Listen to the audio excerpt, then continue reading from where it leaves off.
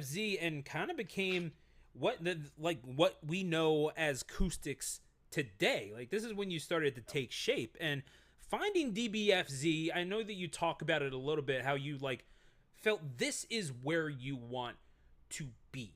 Like this is what you like really want to start focusing in on. And you weren't necessarily a fighting game player your entire life, right?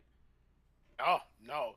In fact, I probably have, on average, compared to everyone else in the FGC, I have just way less time in general in like playing games. The first video game I ever truly touched and played that even had multiplayer Mm-hmm. was like 2K17.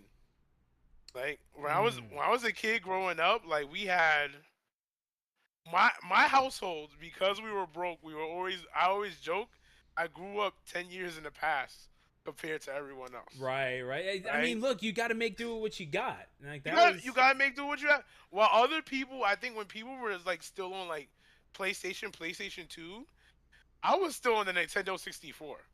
Like I was playing, Hey, man, yeah, there's yeah, nothing wrong with that. There's nothing wrong nothing with wrong that. with it. Nothing wrong with it. It's like I did that. Like of course, then we got like the PlayStation 2 later on. And then like I was always behind, but when I finally caught up, it's like was Tekken 7, Sure, yeah. and like that was my first fighting game I ever like took seriously or semi seriously to really learn anything. And even then, like I was terrible with the beginning. We had this biggest joke because my thing is I would round start Snake Edge Uh huh. with martial law. Yeah. One of the most reactable lows as launch punishable and block, and I would open up every tournament set like I'm gonna do it. I'm gonna do Mm-hmm. it regardless. Because And I was eventually you're gonna hit it. Just like surely he's not gonna go for this. yeah. Yeah. There's no reason this guy would go for this. I'm doing it. I'm doing it. Just I'm doing that is the most New York thing possible, by the way. Win by sheer audacity. Like what? Just you know what? I'm just gonna throw it out there and it'll hit because I'm godlike. Exactly. I was real. I was like, and like that was I was still like, God, man. like trying to think. I think I was like still like 17, 16 around that time. No Right? kidding. I think 17. I think 17. And like so I was young. I was I had like probably just dropped out of like school probably like a year ago. I was working security. Most of the people, if you remember me from my early days, or like if you knew me at the beginning, I would come to tournaments after a shift in security uniform, Mm. and that's where everyone knew me. Like I was, they were like, "Oh, it's this loud security guy coming to just press some buttons and add to the pot." And that was I real. That remember was a who I couple of was. people when they would come down to Philadelphia, they would talk about you doing that. Like legit just like Yep. showing up in your work uniform because there was another person who would show up to our Blaze Blue locals just literally just out of their uniform too. In fact, Big Dame would sometimes be doing that as well. So That's real. Big Dame was one of the first I met, just even in FGC, because I think like one of the first like Big real Dame goes everywhere, regionals. man. Like He goes everywhere. He goes there. But he is everyone's friend. this was before this was flight attendant Big Dame. Yes, it was this working at a hotel. yep. Because Yeah, he was met doing that for a while. I met him at one of like Big East tournaments. Like that's like where the first couple events I really went to. What Summer Jam? Uh, it was Summer Jam. I remember doing April Annihilation. Oh And I yeah. think those were like the two major ones I went to. Yeah, I think And they then were of both course, out of the Crown Regal and Cherry Hill. Yeah. yep. And then there was also and then also when DTN was still upstate and not here in New York. Oh yeah, yeah, because they're Yes. running out of. Aren't they running out of the New Yorker? Now they're like running out of the New Yorker. I think this yeah, for like I yeah, they did the New Yorker this year and I think they're gonna do it again next year, I'm pretty sure. Good for them, man. I mean, Like, the people at DTN have always been good for me, and I really do want to actually do one of their events one time. But no, they've always been good people, and that's the thing. Like, I don't think you can survive in New York without like at the very least respecting the culture that the FGC brings. Because if you approach it like, oh yeah, okay, we've got some money, but these are all just a bunch of gamers, whatever, they'll take anything at this point. It's like, no, yeah, this is it's proper culture. Like you don't just yep. like you don't just go like okay, I'm gonna buy the Yankees and I'll make it whatever the hell I want. It's like, no, that's the fucking Yankees, man. That It's is the Yankees. proper. There's a history. There's a history behind the Yankees that if you come into it, you are inheriting that history, It and is. it's the same thing for the FGC. Yeah, it hurts, and it hurts me as a Phillies fan to say it, but you cannot really have the Yankees, and you cannot really separate the Yankees from American history in a lot of ways. Nope. Like, and the same thing with the FGC. You can't just like mold it at your will just because there's money involved in it. There is culture and like proper respect and a little bit of not like tradition in the whole like rote memorization of things sense, but in the way that this is two dudes sitting in front of a screen and they're getting ready to fight. Like that Yeah. is the core of the FGC, and no scene really embodies that quite like New York, just because that's been the whole thing for so long. It doesn't matter if you're in like a bar, it doesn't even matter. It doesn't matter if you're in a fucking like minute clinic. If you got the screen, you're running the set. Yep.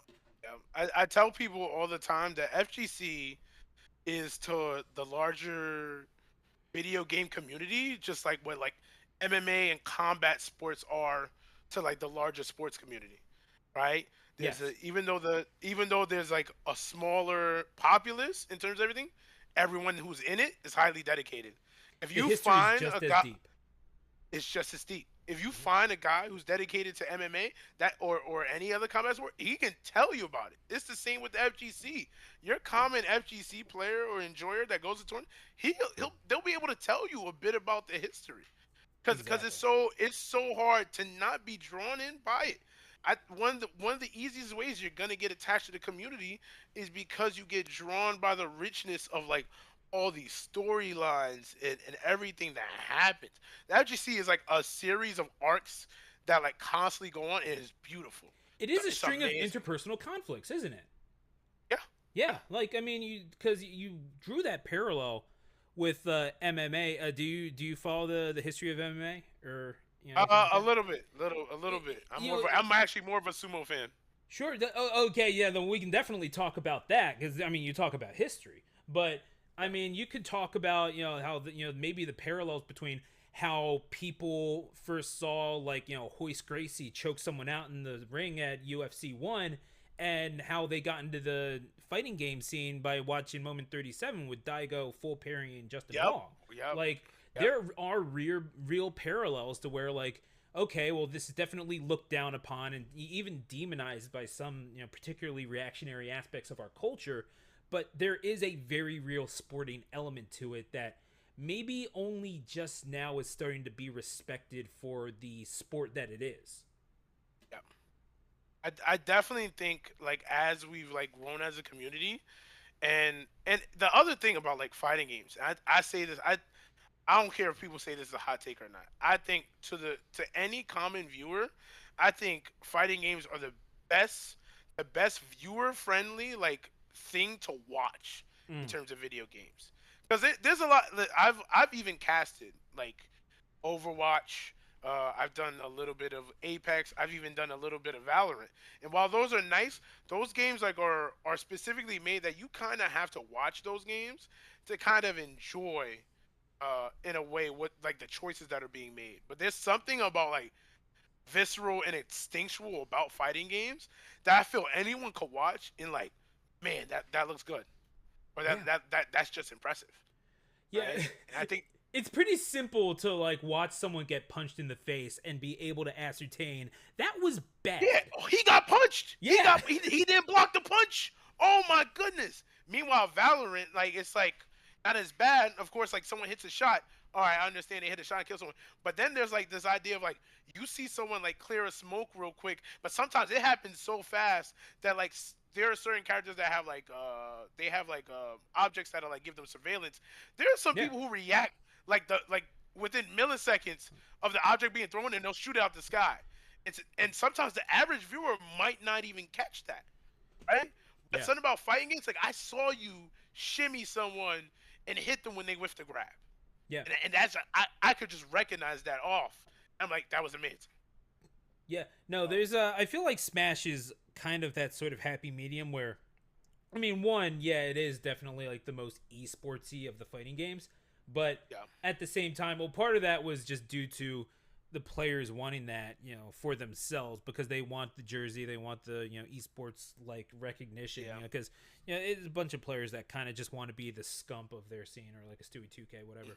But like but we're talking about, at the same time, there is also so much nuance when it comes to Smash, where it's not just buttons, it's about positioning. There's a lot of tech skill that's involved in that. There is so much in Melee that you can just miss with that happens all within the span of 5 seconds, and it does take like a pretty detailed breakdown to really catch all of it. But at the same time, you